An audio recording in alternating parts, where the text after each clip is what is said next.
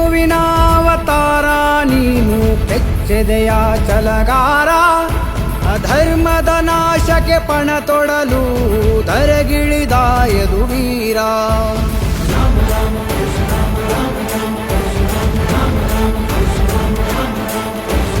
ವಿಷ್ಣುವಿನಾವತಾರ ನೀನು ಕೆಚ್ಚೆದೆಯ ಛಲಗಾರ, ಅಧರ್ಮದ ನಾಶಕ್ಕೆ ಪಣ ತೊಡಲು ಧರೆಗಿಳಿದ ಯದುವೀರ. ಶರಣಯ್ಯ ಶರಣು ಪಾಪಿಗಳ ಮುಗಿಸು, ಇಷ್ಟಾರ್ಥ ಸಿದ್ಧಿಸಲು